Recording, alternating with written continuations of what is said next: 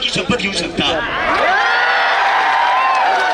आणि भाजपचे जे प्रेसिडेंट आहे नितीन नबी, ते थोड्या दिवसाआधी बोलले की जे लोक जंतर मंतरवर आहेत ते कॉकरोच आहेत, ते व्हायरस आहेत आणि व्हायरसचा खात्मा आमचे कार्यकर्ता करतील।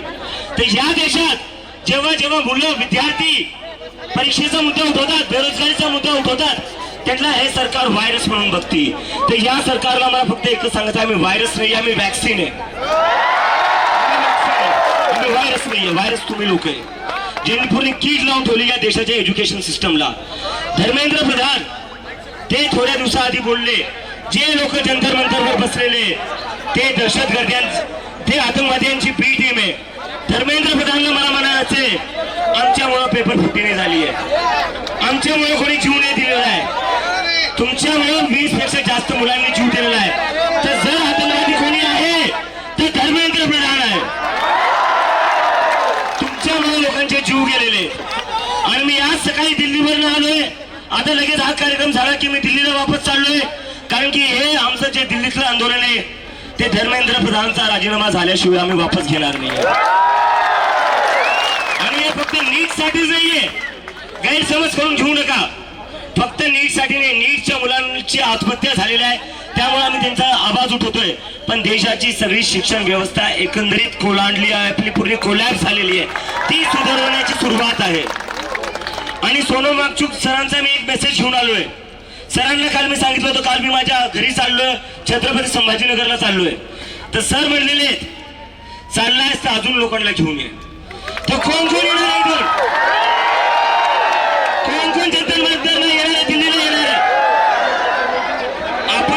आपण दरवेळेस म्हणत असतो दिल्लीची ही तख्त राखतो महाराष्ट्र माझा, बंदुकीने म्हणतो। तर आता वेळ आलेली आहे, जंतर मंतरवर या देशाचा युवा, या देशाचा विद्यार्थी एकत्र येत आहे। तर आपल्या सगळ्यांची जबाबदारी आहे जंतर मंतरला यायचे आणि आंदोलनाला अजून मजबूती द्यायची महाराष्ट्राच्या मुलांशिवाय आणि छत्रपती संभाजीनगर शिवाय हे आंदोलन पुढे जाणार नाही। तर माझी फक्त एकच विनंती आहे, सगळ्या लोकांनी इथून जितका वेळ होतोय तितक्या वेळेसाठी तुम्ही जंतर मंतरला यावं, तिथं थांबावं। देश बदलायचा आहे, आपल्याला सिस्टम बदलायचा आहे, आणि देश आणि सिस्टम फक्त या देशातला युवाच बदलू शकतो।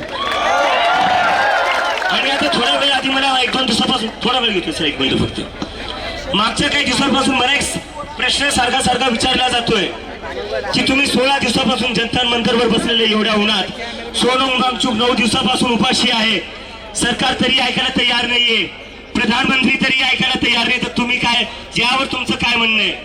तर माझ्या मनात प्रश्न येतो, जर देशाचे प्रधानमंत्री आपलं नाही ऐकणार तर कोणाचं ऐकणार? डोनाल्ड ट्रम्पचं ऐकणार का? डोनाल्ड ट्रम्प म्हणतो रशियाचं तेल घेऊ नका, प्रधानमंत्री तयार होऊन जातात। डोनाल्ड ट्रम्प म्हणतो टॅरिफ शून्य करून टाका, प्रधानमंत्री तयार होऊन जातात। आणि आम्ही काय मागतोय? आम्ही फक्त धर्मेंद्र प्रधानचा राजीनामा मागतोय। जर तुम्ही रशिया युक्रेनचं युद्ध थांबवू शकतात तर पेपर फुटी का नाही थांबवू शकत तुम्ही? जर तुम्ही रशिया युक्रेनचं युद्ध थांबवू शकतात तर धर्मेंद्र प्रधानसारख्या छोट्या मंत्र्याचा राजीनामा का नाही घेऊ शकत तुम्ही? तर हे बोलून माझं बोलणं संपवतो। आणि परत एकदा सांगा, कोण कोण जंतर मंतरला येणार आहे? नक्की आले पाहिजे मित्रांनो।